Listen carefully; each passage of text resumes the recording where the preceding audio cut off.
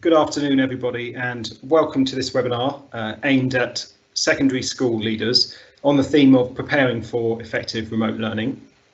Thanks for giving your time this afternoon. My name's Dominic. I'm the COO of United Learning, as you can see on the screen.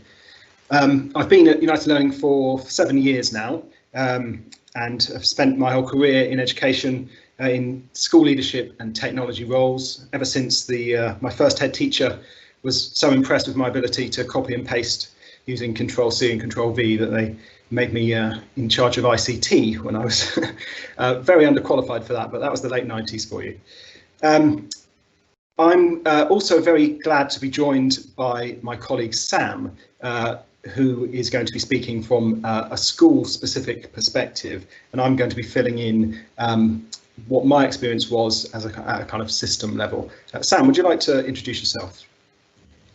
Hi, good afternoon. I'm Sam Viney, and since September I've been the principal at Glenmore and Winton Academies. Previous to this, I was a vice principal responsible for raising standards, and then throughout the spring term was responsible for the continuity of learning at the academies. Over to you, Dominic. And just before we dive into the content, a couple of pieces of housekeeping. And the first one is that Sam and I will be referring throughout to various documents and links, which are all captured in the associated website, which you may already have seen, but equally the link is on our final slide. So you'll be able to see all those resources. And they're kind of offered in good faith as being the things that we've used as a group. They're not the answer, but they're the answer that we used. Equally, you've probably noticed there's a Q&A function on the webinar, which allows you to ask questions and to vote for other people's questions that you'd like to see answered. Now, because of the volume of people that are on this call, which is several hundred, it's impossible for everything to be published. It would just be very hard for even to read. So my colleague Steve is in the background, who's going to be summarising and publishing a kind of representative sample of those questions, and then putting them to Sam and I verbally at the end. So do suggest things and do vote on ones you'd like answered. And finally, just to emphasise the points that what you're about to hear is about United Learning's experience. It's not endorsed by the DFE, even though they've asked us to do this presentation. It's very much our opinion and our experience. The things that we're going to say work for us might not work in your context at all. You know, nothing works everywhere. And we're sharing all of this in the kind of spirit of just schools helping other schools. So I hope you find some use in what we're about to say, and that it helps you to make further improvements to your own school's provision. So, as I said, I'm going to be talking about my experience from working across a large number of schools. As you can see from the map on the left, United Learning is a big organisation. There are well over 80 schools in the network, and they are extremely varied. We have tiny rural one-form entry primary schools, enormous central city all-through schools that teach children from the ages of 4 all the way to 18, and everything in between, including specialist schools like UTCs. Equally and somewhat uniquely, we've got 14 fee-paying independent schools within the group. So the private sector is also represented. So really, United Learning is quite an interesting microcosm of English school system, and my job is to oversee technology, marketing and HR across all of those schools from the centre. And as you can imagine, when we went into when lockdown became just a matter of time rather than a question of when rather than if, in late February, early March, that meant that we were faced with a number of challenges, and the main one being to ensure our schools could continue to offer what we called continuity of learning. And I suppose one of the biggest things to remark is that there's enormous variance between what schools were able to do. Some schools, particularly secondary schools, I should say, because of their capacity, because of maybe specialist teachers that they had, and particularly specialist IT staff, already had made quite a good start with this and needed relatively little support. But that certainly wasn't true of all secondary schools. And primaries in particular really found this very difficult, where often the head teacher was also the network manager and the caretaker in some of our schools. So you can imagine the challenges that they faced.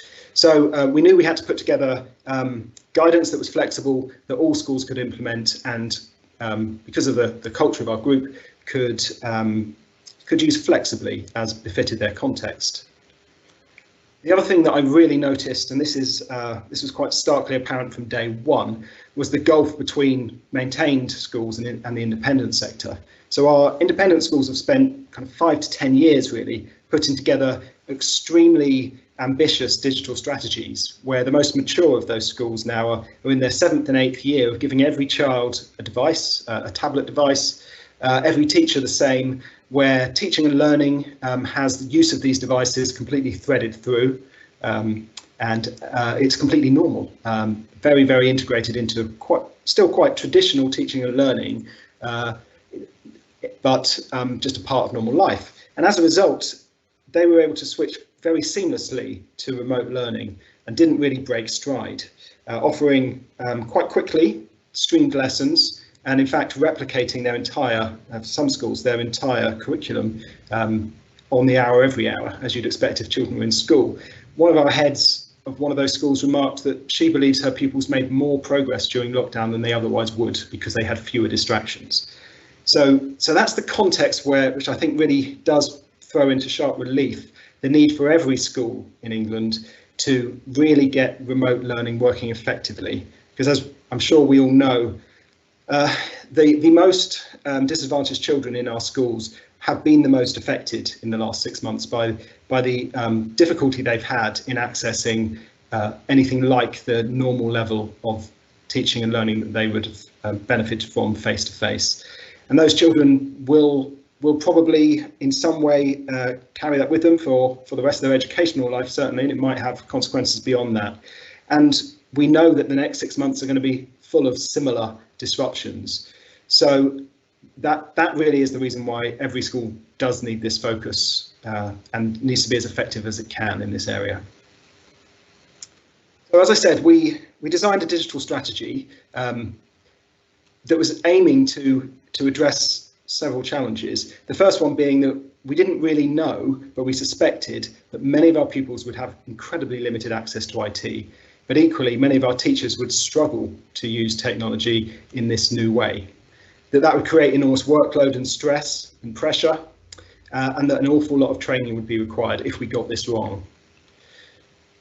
We knew that our teachers were desperately worried about safeguarding as soon as they lost day-to-day contact with vulnerable children, and equally that we could design a strategy that put teachers at professional risk as well, and we were very keen that that wasn't an outcome. And then as lockdown continued, we quickly learned that one of the major challenges was keeping children engaged in the offer that schools were making. As the novelty wore off, that got harder and harder. So collectively, a group of kind of 4 former school leaders and technology teachers, such as myself and some of my colleagues, put together what we called our continuity of learning strategy, which was a kind of set of minimum expectations, trying to achieve these 3 pieces of the puzzle. The first one being on the left, really highly effective workflow, so the ability to send children work, to get them to see what the task was all about, maybe to watch a part of the lesson, to do the work, to get it back, to have an ongoing learning conversation with their teachers. That was critical. And obviously that would be nothing without the next piece on the right, the ability for teachers to create or curate either, or a mixture of both, really great materials that supported learning. And that had to be really easy. It couldn't create enormous burdens, and it had to be quick. And then finally, that piece at the bottom, providing teachers with a safe and secure way of making sure that that the social side of school was still in place, that they could, and then the children felt connected to each other as well. So that was the basis of our strategy. And I've already mentioned that we wanted to make this accessible. So our thinking was led by the fact that if children only had access to, in a worst case scenario, a phone to view this on, and maybe even a parent's phone, not even their own, then could we create an offer that could be accessed via that phone? Even if the work couldn't be done on the phone, could they engage with teaching in that way? Equally, we wanted to find methods that teachers would find accessible. So no brand new things that they had no experience of. Could we leverage existing skills and materials?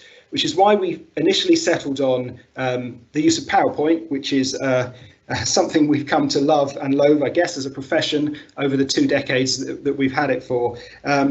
But it's an incredibly powerful tool, and teachers have a huge amount of content in it. A little known aspect of it is that you can, very much like this webinar, you can press a button that records you as you are describing your PowerPoint. It could just record your voice if that's all you want to capture, or here, this screenshot here is one of our English advisors, Brian.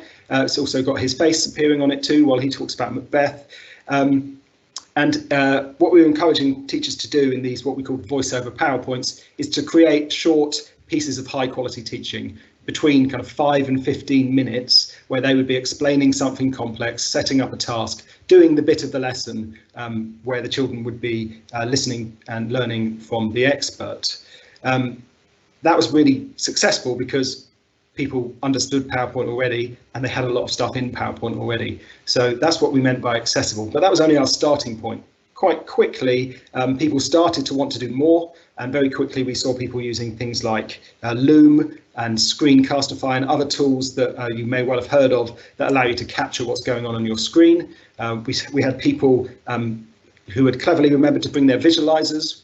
When lockdown happened, they took those home and they were doing lots of modeling and integrating that into their PowerPoints. And quite quickly as well, we had head teachers saying, can we start using tools to live stream lessons? And that was a bit of a safeguarding concern initially, because there weren't many tools that would do that very safely.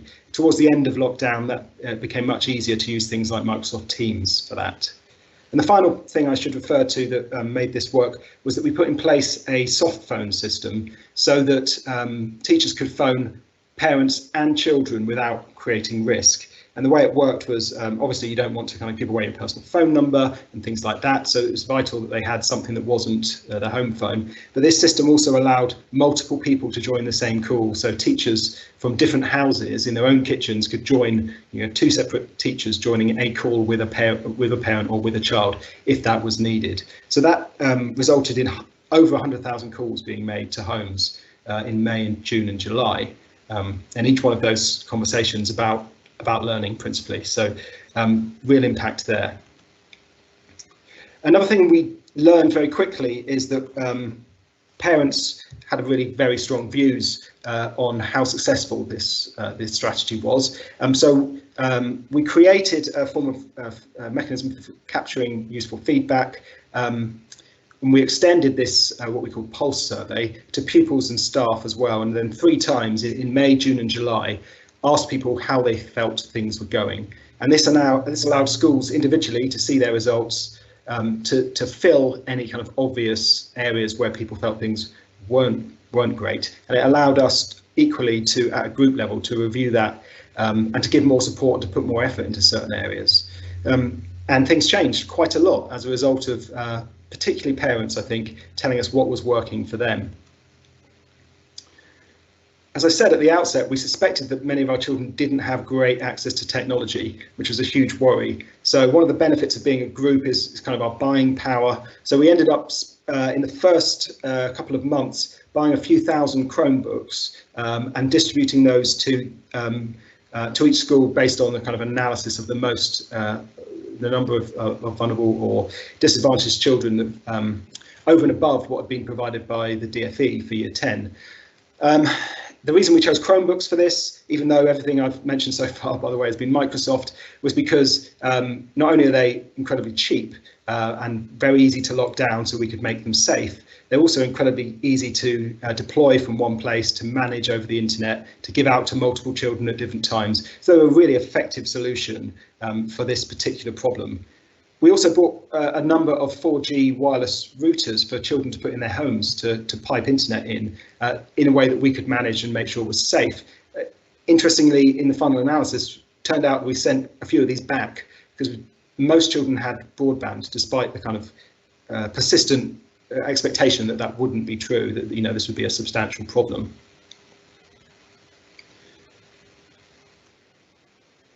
The final point I'll make on this slide is that I think initially, a lot of people who hadn't used technology much for teaching in the past had approached this new problem as if it was in some way separate from high quality teaching and learning, and that this was a new thing to understand.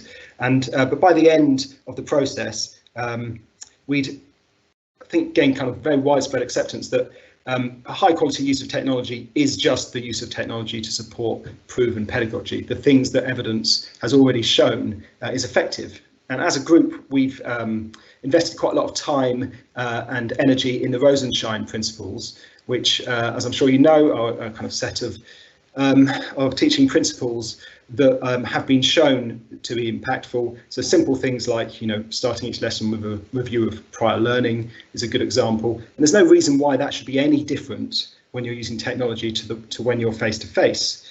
And the real challenge for teachers therefore became, with the technology I've got access to, how can I use its functionalities to deliver the things about my teaching that I know are really good?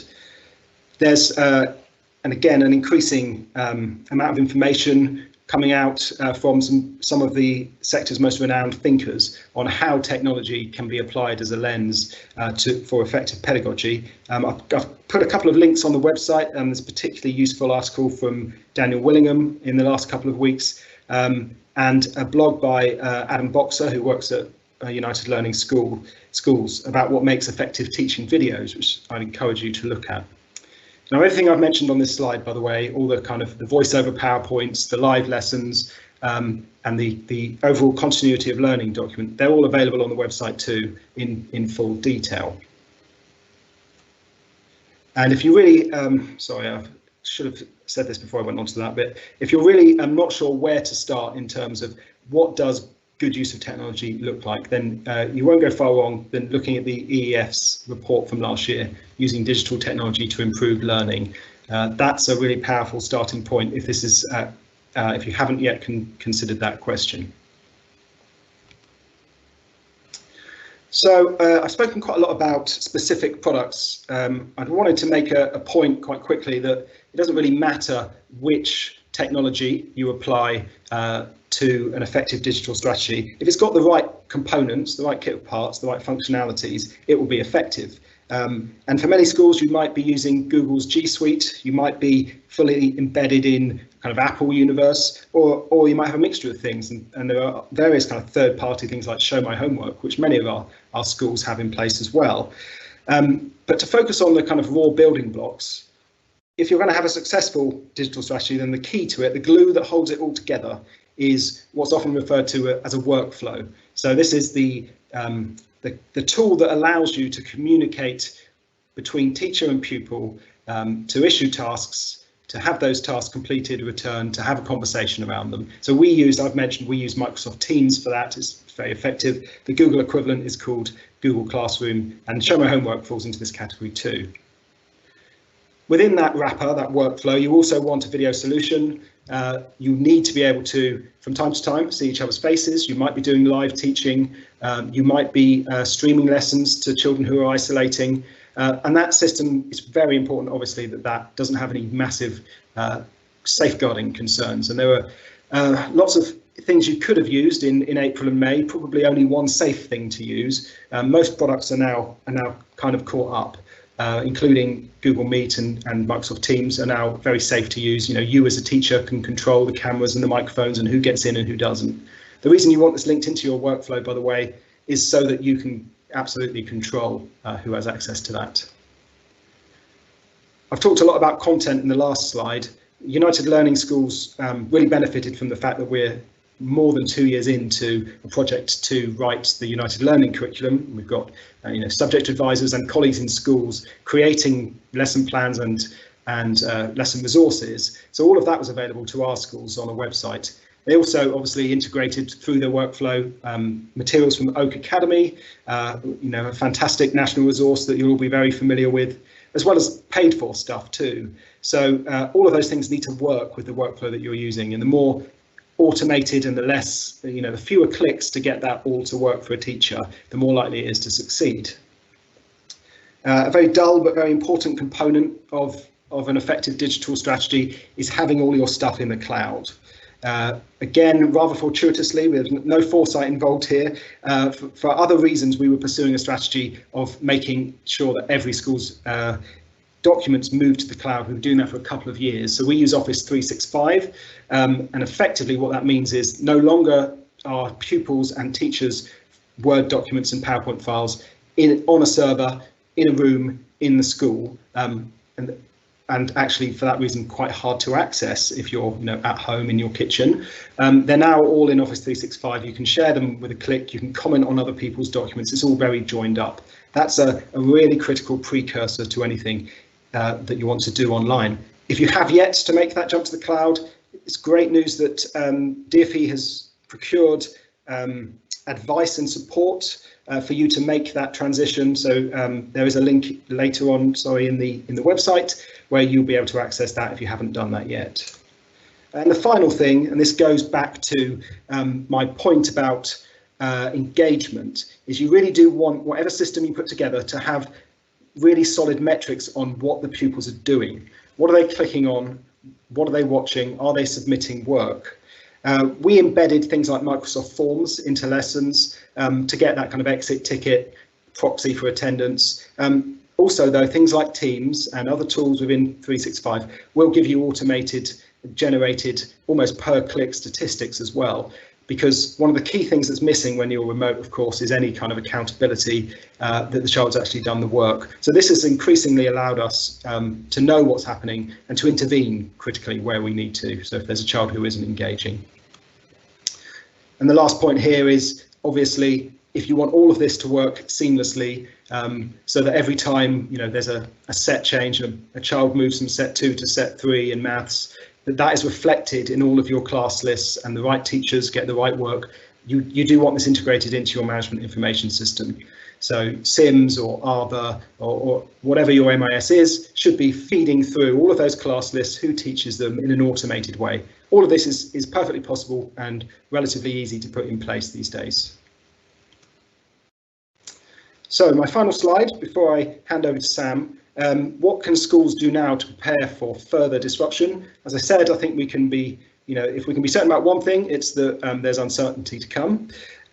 We know that our current model, where hopefully most schools are mostly open to most pupils, can quite easily flip to some of those children, maybe individually, maybe whole class or whole bubble, being at home and having to, that same day, continue learning in a completely different mode. And the challenge is to make that switch without there being an enormous disruption to their learning. The DfE's made its expectations on this very clear. They're expecting a coherent curriculum to be delivered regardless of whether a child is at school or at home. And they're expecting schools to maintain the capacity to deliver immediate remote education. So that's the nature of the challenge. You'll already be a long way down this route, so I am aware that some of what I've said might not be immediately helpful because you've done most of these things. But here are my thoughts on what we can all do next to make sure this is successful. And the first one is, just as I showed in our kind of pulse surveys, is that if you haven't done this yet, do seek the opinion, particularly of parents and pupils, because they know exactly what it was like to be on the receiving end of what worked and what didn't, while that's still fresh in their memory. It's now the right time to think, how can I make sure that individual children who aren't in the same room as the 29 of their colleagues can still receive the same experience? Now, it's clearly not sustainable to expect teachers to effectively do their job twice and teach face to face and then sort out provision for those who are isolating. Again, it's definitely technically possible and with some thought, doable in a safe way to share those lessons that are happening face to face with children who aren't physically present. There's some advice again that we put up on the website for the guidance we're providing to our schools. And obviously that will look different context to context, but that needs to be thought through right now. There are some clear things you probably have already done, such as seeing what you can defer from your curriculum until such time when maybe the levels of virus are slightly lower in the spring, particularly with a mind for practical things, although I accept that there are some subjects which are almost entirely practical and which it's almost impossible to deliver. Some technology offerings out there would plug some of those gaps. So for example, every school has got some kind of digital maths platform. Very few have got one that will deliver science content. So have you got enormous gaps in your digital provision that you could spend a couple of £1,000s filling those gaps, because it's a sensible investment at this point. Now, whilst I've been kind of arguing for a measured approach where you're building on existing skills, now is the time, if you're going to introduce anything new, to actually do that with your teachers and your pupils face to face. So get people using new solutions in classrooms now so that they're familiar with them, because the training burden's actually quite high and virtually, well, very difficult to achieve at distance once people aren't in schools anymore. And particularly for your workflow, if you're introducing a new workflow, there's an awful lot of familiarization around that you do want to do face to face. And the final point I'll make here is that if you are able to, keeping a small stock of pupil devices clean and ready to go to be issued as children leave if they're having to self-isolate is a fantastic idea. Equally, a set of hardware for isolating teachers is very sensible too. As I've said, a teacher with a visualizer is probably twice as effective working from home as one without. We were quite surprised by how many of our teachers didn't have an appropriate device in March. Of our 9,000 staff, about 1,000 of them requested to go through our bring your own device process so they could use a home PC for teaching. So that's the scale of the problem that we had, and that's probably reflected nationally. So auditing that now and understanding that is a good idea. That bring your own device document, again, is on the website. And the last point I'd make is that, as you know, the DfE has made provision for burst bubbles in terms of devices. We found, order those immediately. They do take a couple of days to come through, as you'd expect, but make sure you get your entitlement there. So that was a kind of quick overview of the things that I would recommend and the things that I've seen. And now to give a perspective of doing this at a school level, I'm going to hand over to Sam. Thank you, Dominic. So I feel it really important that we place our starting point into context of our individual setting. So we are two co-located 11 to 16 secondary modern schools, and we have a high percentage of white working class boys, and we're slightly above national average in the number of our pupil premium students and also the number of students that we have with SEND needs. And our journey that I'm going to be sharing with you today is very much our experience and what has worked for us in our context, and also things that we want to look into further and progress more and evolve. So in the first instance, we were heavily reliant on paper resources, and we actually printed and distributed over 1,500 learning packs across the 4 year groups within just the first 2 weeks alone. And we knew that this was going to be unsustainable long term. However, we don't have a blanket IT provision for students, so they don't have access to iPads or Chromebooks as a given blanket provision for them. However, what we did have is that due to our homework platforms being online, we had a really good idea on the students and the families who potentially would have access or technology issues or access to technology issues already. This meant that we were in a position where we had to be creative with the technology that we had to hand, and meant that we redistributed Chromebooks that we would ordinarily use in our inclusion provision, and also laptops that we would set aside for exam access arrangements. And we were able to make sure that our most vulnerable students had access to those and had access to technology within those first few days. Although we have great technical support from the Trust, we were also given the autonomy to make decisions at a local level, and we really did take opportunity here to explore the functionality of our online homework platforms. And for us individually, we use Show My Homework is our online platform. And when we started looking into that, we realised we were only probably using about 10% of its functionality. So our starting point in terms of working virtually was extremely basic. we were really conscious that we needed to upskill colleagues on the use of something like Microsoft Teams, but also to provide support for parents and students in their use of virtual platforms. So very early on, we did actually do a parent and student survey, and these 4 areas were the areas that came back as areas that we really needed to review. Next slide, please. So a trend that became apparent really quite quickly was that we had made an assumption that students were comfortable in accessing traditional keyboards with mice and keyboards.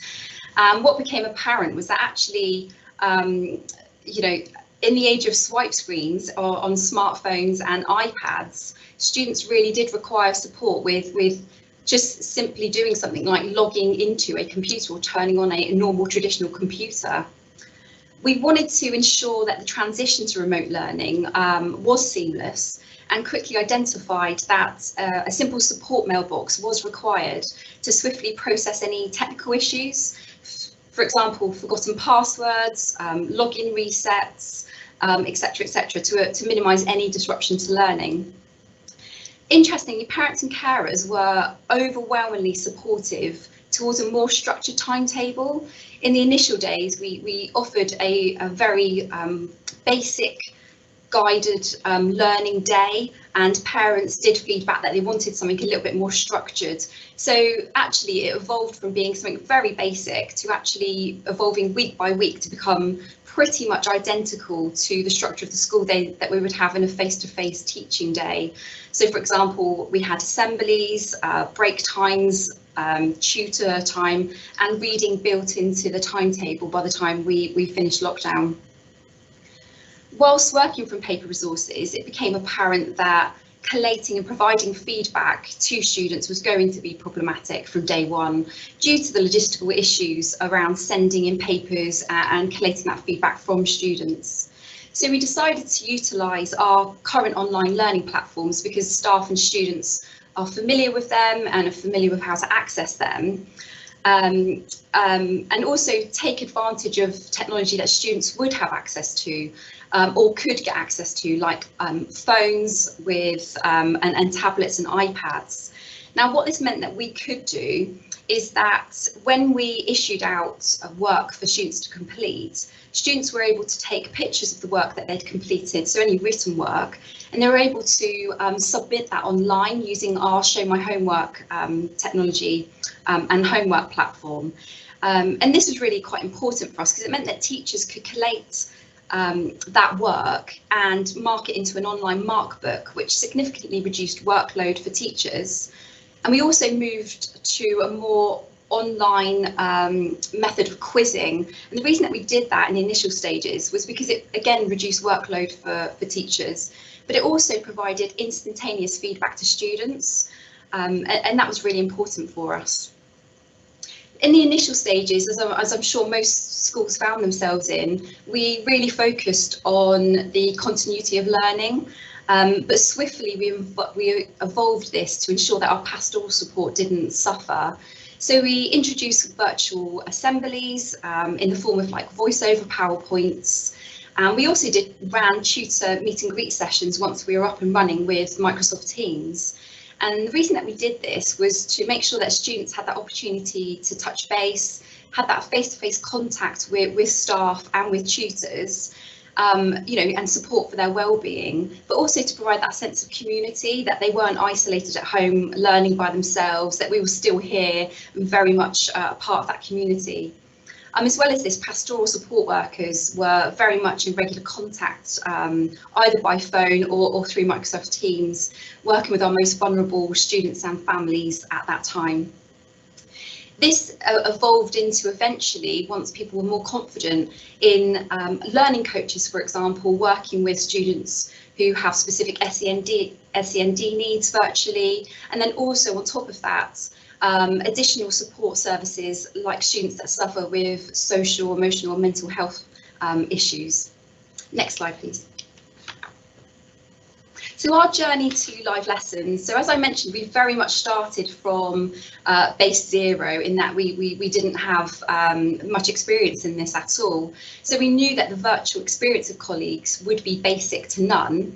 And our first step in moving to virtual was to conduct our normal meetings, that we would do on an ordinary day in school, and move those virtually first. And we're really fortunate that we have built a climate of dialogue around teaching and learning, and we actually have dedicated briefings. So a Monday briefing, we always discuss a teaching and learning focus. On a Wednesday, we have a dedicated best practice briefing, and then on a Friday, we have a celebration briefing. And it was really important because we didn't want to lose what works for us on a day-to-day basis, but we also wanted to build confidence in staff in just conducting themselves in an online environment. And then alongside this evolved into obviously department meetings, senior leadership team meetings, pastoral, CPD, you name it. Everything moved to an online environment, just so staff could get used to that kind of like forum. The first 2 weeks for us were really interesting because even in a short period of time, we started off with very high engagement figures when we were paper-based. But you could start to see within the first week or so that this started to dip slightly.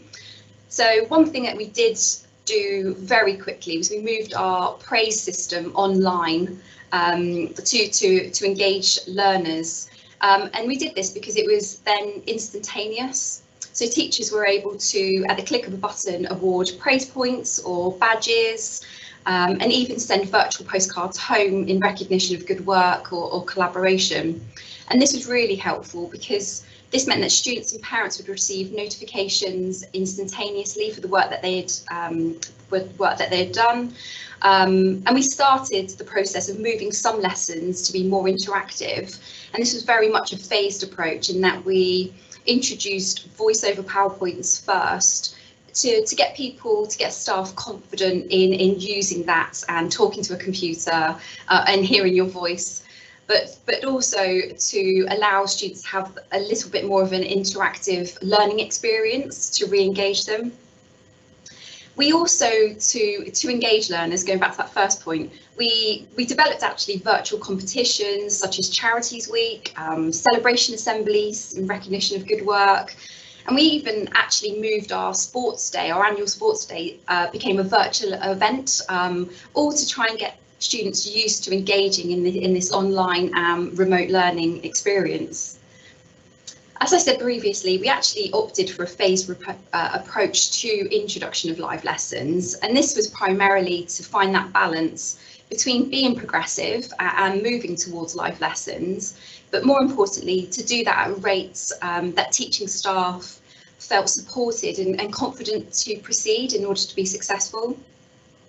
Interestingly, after we moved all of our day-to-day briefings and meetings online, within that first week, we were actually approached by a core 7 teachers who were really, really keen to start to look into live learning and remote teaching. And then we actually formalised this through a live learning working group. And this grew exponentially from 7 within the first week to around about 45 in the space of just the first 2 weeks. So it was very much an evolutionary process rather than a done-to directive. Next slide, please. So how did we support staff through this transition? One thing that we have done is we've worked incredibly hard over the last few years to build a culture surrounding a focus on quality first teaching and learning, and we very much wanted to keep teaching and learning priorities at the forefront of anything that we did, but just through the medium of remote teaching. I really feel that this gave staff the confidence to take those initial steps, because we never shifted from our normal priorities that we would have had in a face-to-face environment, and we very much focused on our main teaching and learning priorities, even virtually, which were around palpable classroom culture, questioning, modelling using visualisers, of which you can see a screenshot on the screen now, and then also literacy as well. We've also developed a culture around sharing best practice. And this has meant that we very much have an open door policy where staff actively encourage others to visit their lessons and pick up on aspects of best practice. The beauty of this is that regardless of the stage of career or position, anyone and everyone can complete a learning walk and drop into lessons whenever they wish. And we wanted to create this open door policy whilst delivering live lessons as well within the remote learning environment. So colleagues were able to actually sign in to drop in and view live lessons to continue that climate of sharing best practice. But what this also did, which was great, is it also allowed teachers who were less confident in moving to live lessons that opportunity to see live lessons in action and actually be part of that process.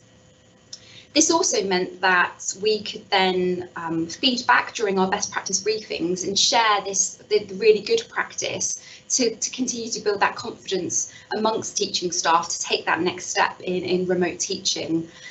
It also meant that because we started with a small number of live lessons, we could actually be responsive to any challenges that cropped up or that we were faced with, and ensure that we address these appropriately through best practice, but also tailoring our CPD. All of our CPD moved remotely, and it was very much focused around teaching and learning. However, what we were able to do is then tailor some CPD sessions and incorporate the spectrum of technical ability. So we have very basic CPD and training videos just related to live teaching, but also then more advanced CPD around use of Microsoft Forms and then also a class notebook. We were really mindful that building confidence and continuing to share best practice was really, really key. And so we were very much led by subject specialists here to make sure that we were moving at a rate that they felt comfortable with, as well as being progressive. And so by the end of lockdown, we still had very much a blended learning provision, in that we had still some paper-based areas, as well as voice over PowerPoints, remote lessons. We even moved to live lectures in some areas. But we also took advantage and supplemented our curriculum provision with other resources such as the Oak National Academy. Next slide, please. So as I'm sure everyone did, we faced several challenges in actual fact in our journey from paper-based through to kind of like remote teaching. And an area of focus for us had been in high standards and a palpable classroom culture. And this was really a priority for us to ensure that those high standards transfer to our learning environment as well. Because we started with a small trial of live lessons, we were able to troubleshoot and mitigate issues when rolling out the live lessons further to wider teaching community. And one way to ensure that we kept this high standards of classroom culture was to ensure that every lesson started with the same clear slide regarding the conduct within a remote learning lesson. This provided consistency of approach, really, so that teachers were able to teach in a disruption-free environment. And you can see an example of that on the slide. This also meant that in any areas that we thought we might have areas of concern or where people felt less confident, we actually paired staff up, where one person would be delivering the content and delivering the lesson, and then a number of member of staff could take control of the chat function and also assist if there were a reason to intervene in terms of behaviour management. And that was really important for building confidence, but also to make sure that we have those high standards and that palpable classroom culture. Another challenge for us in the early stages, as I mentioned previously, was around assessment and feedback. We overcame this, as I discussed, by utilising online submission functions in our homework platform, and also using quizzing assessments. And also within lessons, we really did focus on questioning, which was one of our teaching and learning foci, to assess learning by utilising the chat function, which is really quite interesting. Because what we did is we have a teaching and learning focus on daily review and recall of knowledge, and we were able to embed Microsoft Forms into the chat function, and you can see an example of this on the slide. And what this meant is that it could provide teachers with instant feedback from that daily review and that daily recall or quick quiz at the start of a lesson. And then that teachers could get a very quick snapshot of the knowledge recall of their students, but also then look for areas of development as they progress through that particular lesson, but then also in forward planning for next lessons as well. Interestingly, the online submission that we used and evolved using Show My Homework actually blended really well with our whole class feedback method, our policy around feedback. So teachers were able to dedicate live lessons and also voice over PowerPoints solely to feedback in order that students can continue to improve on their learning, so they weren't missing out on that feedback to improve. Another challenge for us was the ease of transition to live lessons for different department areas and different subject areas. Now, this wasn't always related to the confidence in moving to live lessons. Sometimes it was just the logistics around moving to a live lesson. So, for example, MFL, where a large portion of the curriculum is around speaking.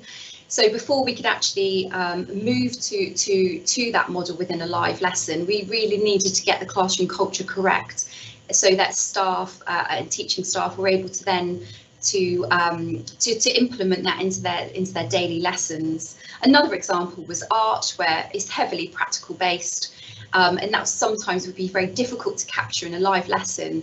So it was about upskilling people in the use of visualizers during a remote lesson, and also thinking that actually it's okay where a voice over PowerPoint would actually probably be better in particular subject areas, because students had that ability to listen to a teacher, see it being modelled, stop the PowerPoint, have a go themselves and do that at their pace. So we were very mindful of that as well. Our rollout programme for live lessons was heavily focused on Key Stage 4 core subjects initially, but we did evolve to incorporate provision for all towards the end, following parental feedback. So parents saw what was happening at Key Stage 4 and were really keen that we provided a similar experience for students in all year groups, and obviously we were really keen to do that as well. We couldn't do this live lesson individually because staffing for us was a challenge for lots of various reasons. Not every member of staff was able to teach to their particular group. So the way that we got around this, again, once we cracked classroom culture, was that we were able to move to lecture style delivery. And this was really quite exciting because we had up to 100 to 150 students at Key Stage 3 accessing, for example, English lectures. And that was really quite powerful because they were getting that face-to-face delivery. And the way that we made this work was that we have very clear guidance around the conduct within these lecture style live lessons. We had a member of staff who would deliver the lesson, deliver the content. Then we would have someone who was dedicated to controlling the chat function, and their sole responsibility was to feedback to students, answer any questions, and then just keep an eye on that feedback and feedback to the teacher, and that worked really well for us. So we've had some time to reflect on the steep learning curve that remote learning provided us, and our next steps are very much surrounding these 4 areas. One thing we've been really keen to do is to maintain some aspects of virtual, even in our face-to-face days now, and that's around briefings, meetings, but also around parental engagement to get parents used to that virtual learning environment. So we run information evenings for parents where they can access via Microsoft Teams, and also for students we've run Key Stage 3 information evenings for them as well, and also award ceremonies to maintain that use of that virtual learning environment. We're confident that students in years 8 to 11 now have some form of basic understanding of live lessons and what it's like to be part of a live lesson. And we've actually started to focus on the upskilling of year 7 students to the use of Microsoft Teams. And because we're aware that maybe year 6 students probably had slightly more of an inconsistent exposure to the use of live lessons, and so that's something that's really quite important to us and a priority for us at this moment in time. We're also working on streamlining all of our student and parent guides. As you can imagine, right at the beginning, I think we probably produced one too many guides in our enthusiasm to make sure that parents and students could access virtual learning. And so what we've kind of reflected on is that actually it would be great to have this all in one space, in one document, for example. So in the event we did go to a lockdown or a localised lockdown, everything that a parent or a student would need would be in that one space, and we could literally flip to remote learning. And then last but not least, we are obviously continuing to explore other functions within Teams and the functionality of Teams, and to evaluate how this could improve our provision. So, for example, we're currently looking into the functionality of assignments within Teams, but also features such as like the immersive reader within Teams, because I feel this would be really quite important for students that have low literacy levels, but also to support our students with EAL and our SEND students as well. We're also looking at the functionality of things like whiteboard within Microsoft Teams, because we want to maybe introduce a little bit more kind of like collaborative learning, and also looking at things like the breakout groups. So in summary, we started very much at 100% paper-based, but over the period in the course of lockdown, we very much evolved to a blended learning programme, incorporating many different forms of synchronous and asynchronous teaching. However, throughout all of this, we very much continue to keep teaching and learning at the core of our journey through remote learning. And we focus on supporting staff through sharing best practice, and also moving at a rate that was appropriate for our context whilst being progressive. So we're now at a point where we are still very much evaluating what worked well for us as an individual set of schools, but also looking at what we feel will further help us to continue to develop our remote learning provision. And again, I'll just say that obviously I've just run through some examples of what worked well for us, and areas that we kind of face challenges in, and how we're going to move that and progress that forward to ensure that we are able to provide this live learning environment in future. Thank you. Well, thanks very much, Sam. That was amazing to hear. You've gone from, as you say, complete standing start to, in fifth gear in the outside lane doing 60 without us really having noticed the transition. And because, exactly as you say, you've just focused on how can I deliver great teaching and learning, and what tools have we got available to us. I've been in this sector, ed tech, most of my career, and there's been this kind of enduring myth that schools are terrible at technology and teachers aren't interested in it. And it's just an absolute calumny, really. Teachers have never really had, a great reason to want to invest enormous amounts of time and, lesson time in using technology. And then as soon as that became the only way of delivering things, they rose to the challenges as a workforce amazingly, in ways you just wouldn't expect. I mean, my wife is a teacher. She spent all of lockdown in the kitchen trying to teach most of year 5 in a large middle school, from using Google tools on a bring your own device, tiny little laptop. And this is someone who has had no interest or skills in technology at all, which is kind of understandable, really. Why keep a dog and bark yourself, right?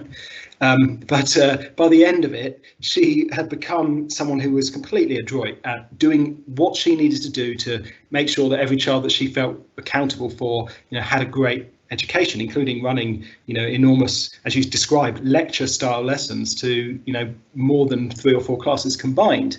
And that's just driven by that kind of moral purpose that I think every teacher has. To do whatever's needed. So anyway, we've spoken for a long time. I went on for far too long. You went on for exactly as long as you said you were going to, but I took too much time. So we have a few minutes left, and obviously people who are listening are free to leave whenever they have to. But Steve, do you want to put a few of the pertinent questions to Sam and I? Yeah, thank you, Dominic and Sam, for sharing experiences with such clarity, and thank you to our audience too, who have posed some great questions. Some of those questions relate to the resources from today, and there is a link on the screen now which will show you how to access today's resources, so that will answer some of the questions. But we've got a few minutes to pick up a few specific points, and the first one relates to an experience that schools are going through at the moment, where perhaps a few individual students might be isolating while the normal classroom lesson goes on for everyone else. So we might start with Dominic for this one. Any guidance on how to beam or broadcast normal classroom lessons to those that might be at home? So as I intimated, the technology is the least of your problems here, really. It's considerations around keeping everyone safe in this environment. So there is a guidance, as I say, on that website. So you have a look at what we're proposing. So we're essentially saying, teach your lesson, and at the same time as you're teaching and delivering via, let's say you're delivering it via PowerPoint slides up on the board in the classroom, or maybe you're using something else like the visualizer, have that output shared through a Teams call. And in that Teams call, for us as Teams, you could be another solution, but in that Teams call, the isolating children have also been invited to that Teams call. So they are remotely watching you teach, hearing your voice, and getting the positioning of the microphone is the critical thing here. This is really hard if you don't have a microphone that you can put somewhere where you can also teach at the same time without being, tethered to the front, to the actual PC. So some of our schools benefit from having, wireless mics, which can work. So even kind of like earpods that you might use personally, if you can connect via Bluetooth, that's a really good solution, or just a microphone, a desk mic that is pointing at you as you stand in front of the board. So presuming you can overcome that fidelity of audio, which is a kind of critical thing to get right, then the children are remote. They're not seeing that's the vital thing. The camera is not pointing at your class. They are not seeing anyone.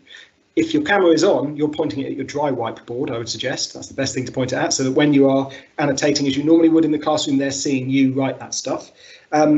They are muted, and that's, you control that. Their cameras are off, you control that, and you control the behaviour in your classroom. So, I mean, obviously that's still a risk, but that is entirely, for the classroom teacher to manage. So in that configuration, that kind of minimises the risks, and means that you could, if it was well set up, and I'm not saying it's easy to do, but technically it's not that challenging. I think logistically as a teacher, there's a lot of stuff to get used to in that. You could teach a lesson that would be received at both ends with acceptable fidelity, meaning that the child could then listen. Maybe they only listen to the first 15 minutes while you do the input or something, but they could then go away, do the work. A kind of level up from what I've described would be using something like OneNote, a shared OneNote. And you could use that. You could even annotate in that OneNote as you're on your whiteboard, because OneNote is synchronizes all the time. Everything you were writing would be seen at the far end, and pupils, your isolating pupils, could take photos of their work on their phone or anything and upload them to that shared OneNote. So you'd have that two-way interaction without actually you having to do anything, or crucially to compromise what you were doing in the actual room. I mean, that's obviously what you're trying to get perfect, 28 children in front of you, and with the byproduct being that 2 children who are isolating could also do that. There are many ways to kind of skin that cat. That's just one solution that we are suggesting for our schools. Thanks, Dominic. And Sam, feel free to add to that. But particularly, Sam, I want to ask you about motivating and engaging students, particularly hard to reach students. Anything you learned about getting through to those students that were just reluctant to engage, maybe at the start of lockdown? Yeah, definitely. So from the beginning, our pastoral team, obviously we'd have a caseload of students that we knew were potentially going to be difficult in engaging from day one. Just from normal kind of like school life anyway. So very much from day one, we made sure that we maintained contact with those types of students.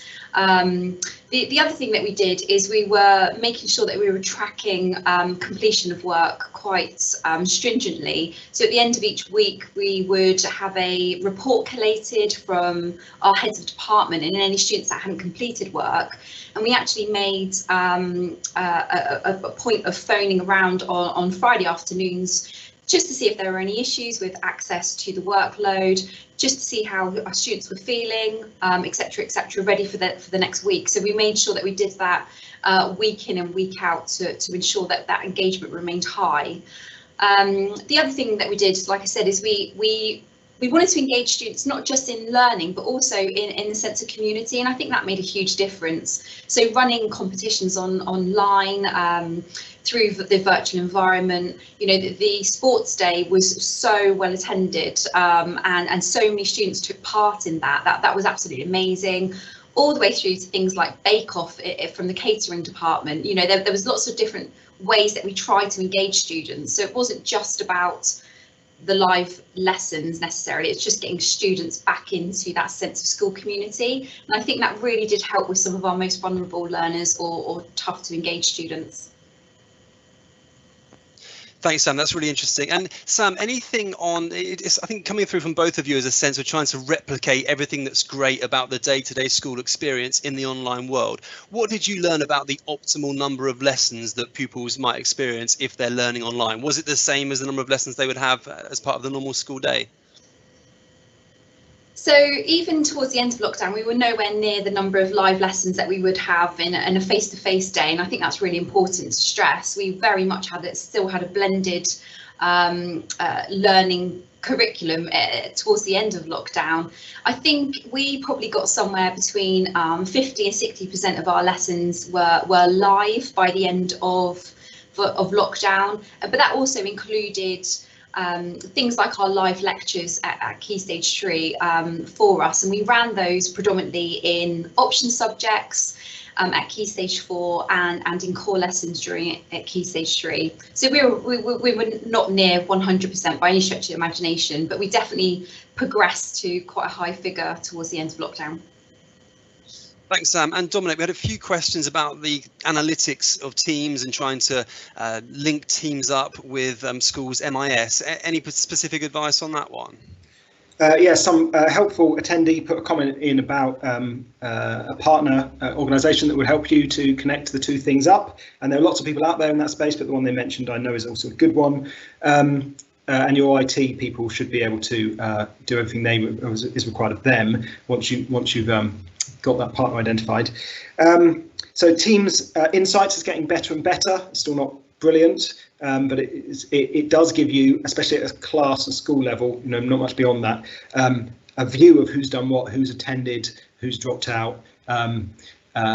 Also, as I said earlier, you can make your own kind of analytics tools as well. So things like Microsoft or Google Forms as exit tickets are really good.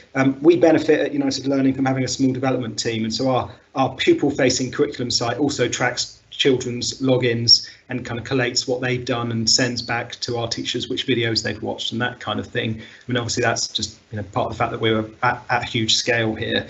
But I'd say the missing piece of the puzzle here, and this isn't really anything anyone can do anything about, it's just one for the sector to fix, is that there isn't really a perfect solution that ties in what teachers are saying to pupils with what parents need to know as well at the same time. So by their very nature, most of these workflows are locked down only to people within your domain, to people you're allowed to log in, and letting parents into that is really quite difficult. So Show My Homework kind of bridges that a little bit, but it doesn't quite do the same things that things like Teams and Google Classroom do.